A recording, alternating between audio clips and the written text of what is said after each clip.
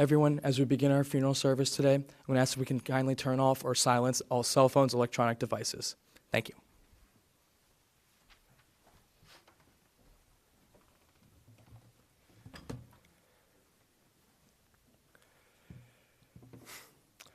So before I take a moment and welcome everyone, because I think there's an appropriate and an important way of doing that, and I want to at the same time as when I welcome you, I'm going to just share with you what I shared with the family just a moment ago, and I very purposely kept my words with the family members private, as the notion of kriya, of ripping a ribbon at a funeral, is a very private affair. But since probably many of you don't know who I am, I want to take just a few seconds. I know some of you, and there are times in my own life and in my marriage to Michelle, who is here.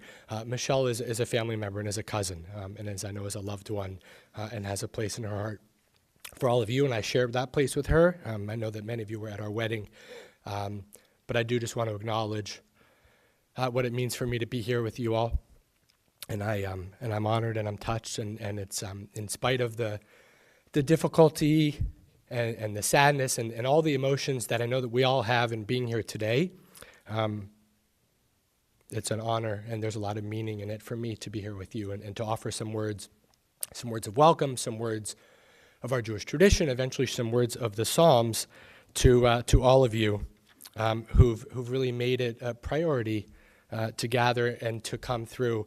And it's really very moving to be at the front of the room and watch so many of you come through and offer words of comfort, words of love, words of respect in memory of Ricky, love to Kathy and to all the members of the family. This is for the first time for me to meet some of you, and I'm going to acknowledge everyone by name a little bit later on. I'm not going to try to do that now because I'm still getting some of this organized and sorted in my head. But I want to just take a moment and invite everyone just to take a deep breath and to recognize the place in which we are, because we're really gathered to celebrate, to remember, to love, and to hold on to just a number of emotions that are with us this morning. Almighty God, Lord of the universe, the hearts of your children who mourn are heavy with grief. They're filled with love, and we need some comfort. We're overcome with pain, with tears, with many emotions. So we ask you, God, to help us to remember the triumph and the joy in the life of Ricky Weiner. We are overwhelmed. Help us to treasure what is ours. Help us to meet grief with courage, to confront death with life. And when despair and all other emotions and feelings try to overcome us and overtake us, help us. Give us your strength, give us your love, give us your sheltering peace. O Lord, our refuge and our strength, our ever-present help. Amen. Throughout the Jewish tradition, there are so many psalms, there are really so many words that one can share, and in a moment I'm going to ask some people to come up who've prepared some words and remembrances, and I appreciate that Ricky's grandsons Phil and Tommy, that his brother Steve, and I know other people would have loved to share, and there are thoughts that maybe many of us are thinking today, but in a moment's time I'm going to ask those of you who prepared something to come up. But I just want to recognize, and this is an occupational hazard, and I won't stand up here too long as a rabbi and share everything from the Jewish tradition, but I'm always drawn to the Psalms, and in particular, because of the transition in the Jewish calendar that has just happened, with yesterday being the first day of the Hebrew month of Nisan. In the Bible, Nisan was the first of the months. It linked to the Exodus and the story of the people of Israel leaving their slavery in Egypt, because that supposedly happened right at this time that is marked as Nisan, so that was referred to as a new year. And some may be familiar with the fact that that's not really when we celebrate the Jewish New Year anymore, right? We do it later in the fall. We do it at the beginning of the Hebrew month of Tishrei. But because of Rosh Chodesh Nisan and the month of Nisan, including in it the holiday of Passover, And Passover is a springtime holiday. Passover has within it a number of symbols that draw us to recall the idea of life's transitions, of birth, of renewal, of change. And I link with Passover the idea of nature in particular. And the words of Psalm 23 are very much a psalm that I think give us comfort. And over time and over years, they're there to give us comfort, to have us think about life's beauty, life's nature, and all that we hold inside of this room, but is also really very much outside of this room. And I think that that's something that I know I'll feel, and I hope we'll all feel together when we leave this service and we go outside and we go into that part of the natural world. So I'll share these words in Hebrew and then in English. Mizmor LeDavid, Adonai ro'i lo echsar, bino deshe yarbitzeni, almei menuchot yenahaleni. Nafshi yeshovev yancheni, v'magle tzedek lema'an shemo. Gam ki elech begetzal mavet, lo irara ki ata imadi. Shiftecha umishantecha hema yenachamuni, ta'aruch lefanai shulchan neged sorerai, dishanta v'shemen roshi, kosi rivaya, achtov v'chesed yirdefuni, kol yemei chayai, v'shavti beveit Adonai liorech yamim. The psalmist proclaimed, "The Lord is my shepherd, I shall not want. God has me lie down in green pastures. God leads me beside the still waters and guides me on paths of righteousness. God revives my soul for the sake of his glory. And though I walk in the valley of the shadow of death, I will fear no harm, for you, O Lord, are with me." And here's where I always modify those words to say, "You, O Lord, are with us. Your staff and your rod comfort us. You set a table in the sight of our enemies. You anoint our heads with oil so that our cups overflow. Surely goodness and mercy shall follow all the days of our lives, and we shall abide in the house of the Lord forever." At this time, I'm going to call up Ricky's brother, Steve, to share some words.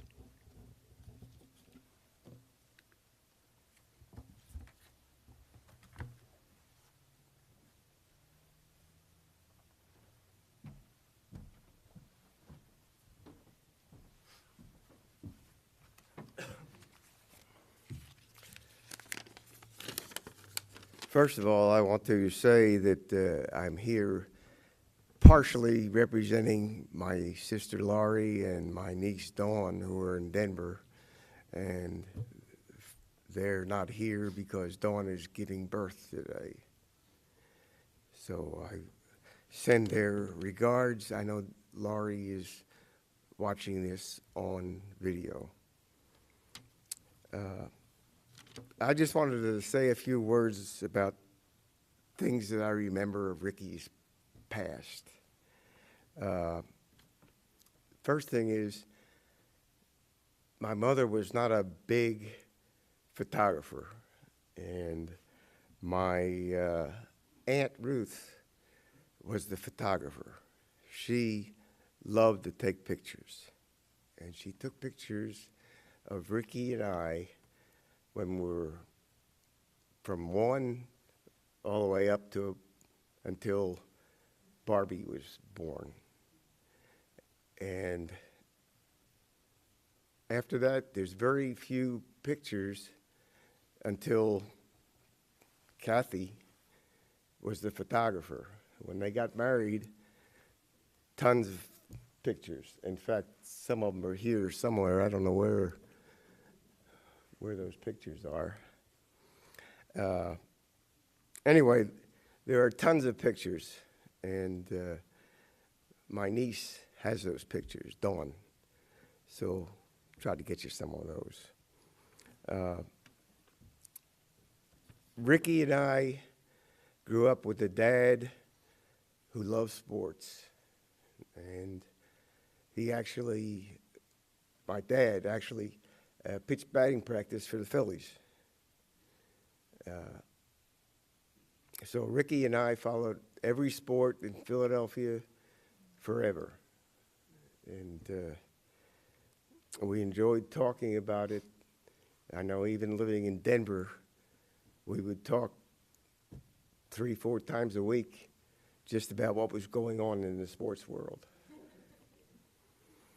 I remember when he was in the military and he was starting his basic training in Fort Jackson, South Carolina. I was living in Alabama at the time, and we both met in Atlanta and watched the Braves play the Phillies. He even brought me back from Korea a sharkskin suit, which even after I was too fat to wear it, I kept it just because it was that nice of a suit.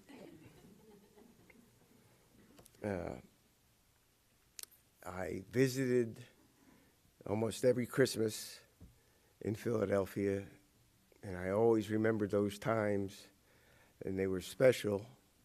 I remember him going out for coffee and donuts in the morning. He would go to Dunkin' Donuts, I think, and we would always have breakfast together and dinner. We really had a nice time, and Christmas was amazing. We had 25 to 28 people every Christmas Eve, and it was a wonderful time. He also worked, of course, in the furniture business for Aldiva, and he brought in more business for them than they could stand, because he used to originally get paid by how much business he got brought in. Well, they couldn't afford to give him all the money that he got. Anyway, he also dealt with many of the sports stars in the area, selling them furniture, basically. People like, I remember Wilbert Montgomery, the football player. Yeah, I don't remember any of the others, but yeah. So I just wanted to pass these thoughts that I had. I'm sure there's many more, but, don't want to take up too much time. So I just wanted to pass these remembrances that I have. And, he's such a great brother. Thank you.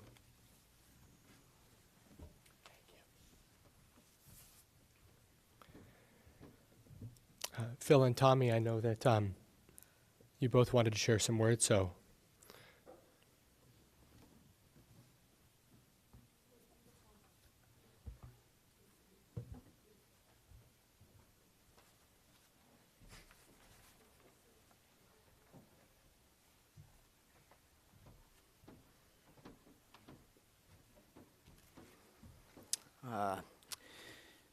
I didn't write anything down. I just wanted to share that my grandfather, as a lot of you know, was very loving. He was warm, and didn't matter who you were, where you're from, where you've been. He was a great man, and he would always help anybody in need, and all you had to do was ask. He taught me, as a lot of other of my family members taught me, how to take care of a family the right way. That man took care of his family so much, and it is it's a very great loss that he's not going to be here with us anymore. We take the kids over every Sunday, and even though they're little rascals running around trying to jump on him, even though he can't even stand at that time. But my grandfather was just a great man. He was a very great man, and he's going to be missed very much. And that's all I really had to say.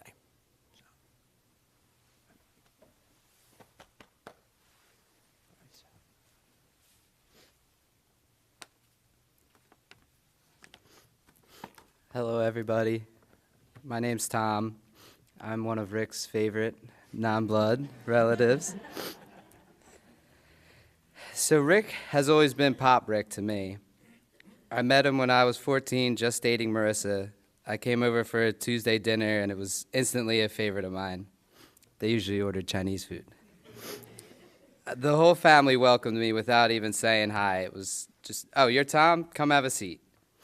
And I can say that for the whole family, Nan and Pop, Jen and Phil, and now I see the same with Marissa and Philip. That is the kind of attitude Pop had towards people. He treated everyone like they belong with a seat at the table. And I know that that kind and friendly nature I see in all five of you, it all stems from Pop Rick showing us all through the generations how to treat people and care about them. Pop was really one of a kind. He was this honest and respectable gentleman who only added good nature to every situation. He was like the grandpa from a TV show. He was always so nice. He never lost his cool or broke composure. He was funny, witty. He was always there for you with the deepest wisdom, like the kind that didn't tell you what to do, but told you exactly how to figure out what the right answer is, the right answer for you. And he never judged you. He listened to music in his grandkids' generation. He was equal to all race, gender, and orientations long before it was woke to do. He just saw people behind all the details, and he was a good man and a good friend to all of us.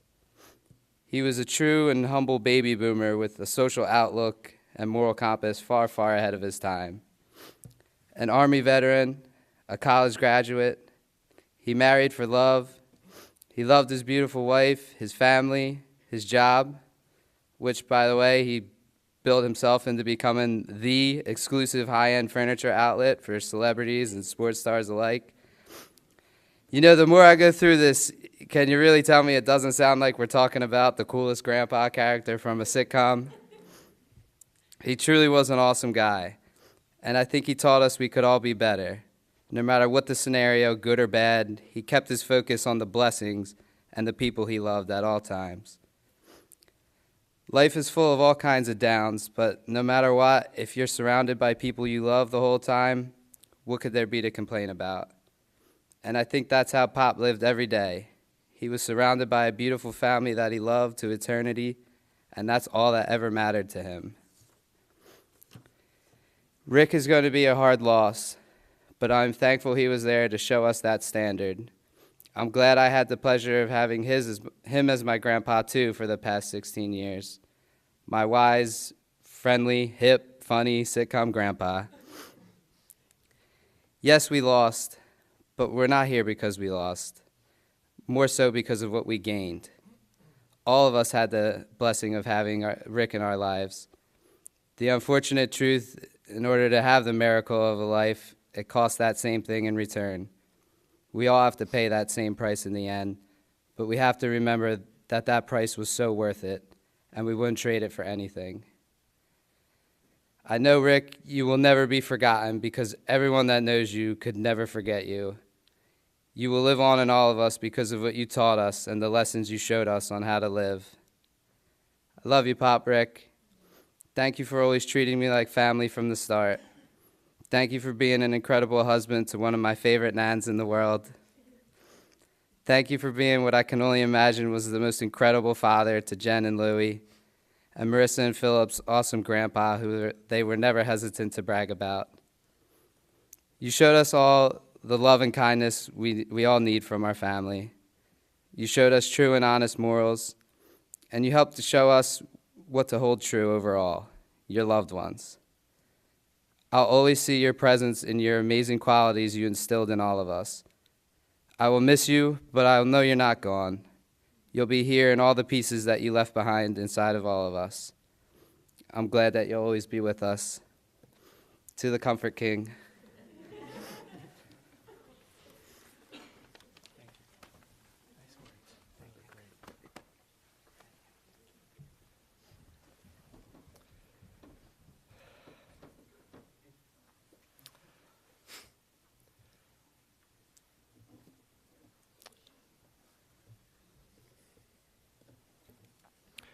Well, I'm going to be honest. It's really hard to follow those stories and those remembrances and comments that were just shared. And I thank all three of you for coming up and sharing part of your story and part of your relationship with Rick. My relationship was a little different, but it gives me, as I said when we started, a real honor to stand here. And actually, I want to pick up on something, Tommy, that you shared, the idea of loving kindness, because that notion of loving kindness is really what we gather for. It's what we do when we're together in rooms like this, and those who will be accompanying to the cemetery afterwards. The greatest act of loving kindness in the Jewish tradition, and the Hebrew for that is a chesed shel emet. It is the ultimate truth to pay someone an act of loving kindness, because it can't be returned, right? We're doing something purely for love, and because that's who Rick was. That's what he imparted, I know, to all of us. So I just want to share a few thoughts on that idea, and maybe even where some of that comes from. And as I mentioned before, the Jewish calendar, the cycle that which we're in, and though it's not from this weekend's Torah portion, if you follow at all the narrative and the cycle of the Torah readings in the Jewish tradition, then you know that this weekend begins the book of Leviticus. And in another 6 weeks' time, approximately 6 weeks' time, I think, we get to a very famous phrase that I hope is one that we all are familiar with, and that is the command to love your neighbor as thyself. And I think it can be a complicated saying because some people wonder, well, what does that really mean? But in a very simple way, ve'ahavta l'reacha kamocha, to love your neighbor as thyself, is really about just loving everyone else, not thinking about how you want them to treat you, but ultimately what you would do for them. And I know that Rick embodied that in his life. That's really what I heard all of you sharing. And these words that are quoted often, suffice it to say, the rabbis have found great meaning in them over many, many years, specifically the priests, right? The priests who led the people of Israel, who led the Jewish people for millennia, would honor God by spreading as much as they could in sacrifices, in stories from their people. They would spread it all around as much as they could. And so I think there's no better way to honor someone than to spread our love, to spread the stories, to spread all it is that we can about who they were during their life. For Ricky, who was a strong person, a caring person, who gave, as we've heard, to his country, to his family. He was a successful businessman. There's really no need in my repeating what's already been said, other than just to impress upon all of us the value of friend or stranger, neighbor or housemate, spouse, child, grandchild, someone who's married to a grandchild, but it might as well be a grandson, siblings, cousins, loved ones. I know I'm forgetting somebody, and I apologize, but all of those embody what it means to follow ve'ahavta l'reacha kamocha, to love thy neighbor as thyself. I had the chance, and I'm not going to offer a lot of other stories, but I just want to say that when I had the chance to talk earlier in the week with Kathy and with some family who I know were there, even if I couldn't see you all on screen, Kathy, you said to me that after 52 years of marriage, and I just want to hold that number for a second. It's a great number, and it's a great achievement. That after 52 years of marriage, and you highlighted the communication that existed between you and Ricky, working through good times and not so good times, celebrating the good ones. You shared with me some of your travels. You shared what it was like to be with him for all these years, and you said, and you would marry him all over again. And I love that. I really love that. And it brings me back to that message of Leviticus, because when the text tells us that the equal weight of two relationships coming together, it tells me the force of humanity, the force of what can be accomplished when one treats another with love and respect and with vigor. And I know that Ricky embodied all of those things. And I think of what I often picture as the thread of love that we're holding together for Ricky, and that we hold together, and all of us hold together for all of you, for the family. And I'm confident that now more than ever that bond is strong and unbreakable because of all that you have shared and all that we share together. I'll close with just one more Hebrew phrase that refers to those bonds, the bonds that are created through life, not through death, but through life. Tehei nishmato tzura b'tzura chayim. May the soul of Ricky Weiner be bound up in the bonds of life. May he rest in peace, and may we all together say, Amen.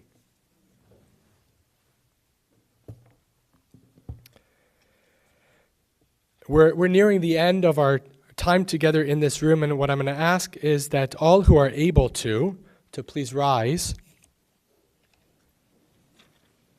And you'll give me a chance to find my page. And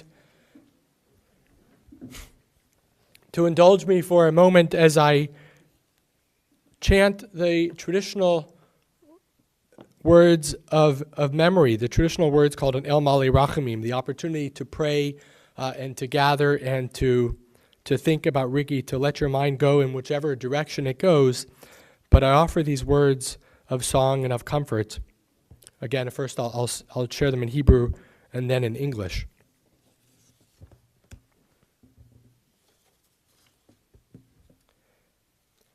El Male Rachamim Shochen Bamromim Hametzei Menucha Nechona Tachat Kanfei Hashchina B'ma'alot Kedoshim Tehorim Kizor Harakia Ma'asirim Et Nishmat Ruvain Berol Shahalach Le'olamo Began Eden Tehei Menuchato Ahana Baal Harachamim Hasdireu B'Seter Kenafecha Le'olamim Utror B'Tror Chaim Et Nishmato Adonai Hu Nachalato Ve'yanuach V'Shalom Al Mishkavo V'Nomar Amen.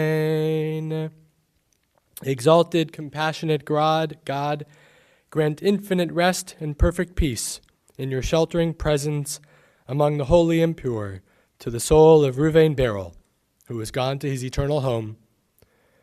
Merciful One, we beseech you, remember all the worthy and righteous deeds that he performed. May his soul be bound up in the bonds of life, and may he rest in peace. And let us say, Amen. I'll ask you to be seated, please.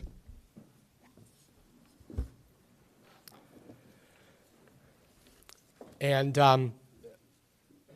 just want to share again how grateful I am to everyone for being here and coming and extending comfort and sharing with the family. I know I share on behalf of all of them, and in addition to myself, how grateful we are to have everyone here in the room. And I want to just share with everyone two things by way of announcement. One is that if one is so moved that if you wanted to make a donation in memory of Ricky, that you can do so to the Parkinson's Foundation or the Alzheimer's Foundation, and that people will be gathering at 2 o'clock. People will be gathering a little bit later at 2 o'clock after those of us who are going to the cemetery.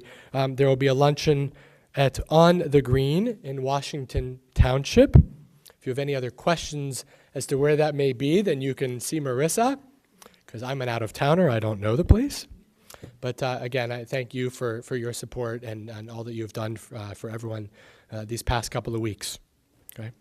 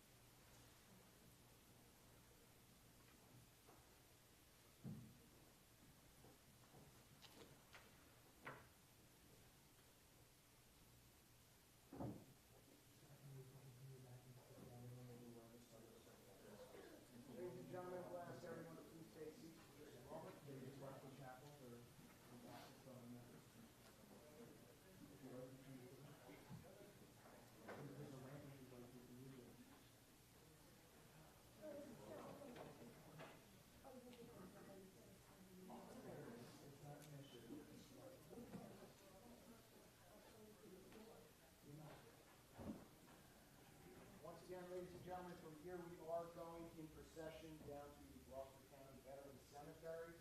We do have directions out in the lobby on the podium if anyone needs directions for the route that we'll be taking. This concludes our service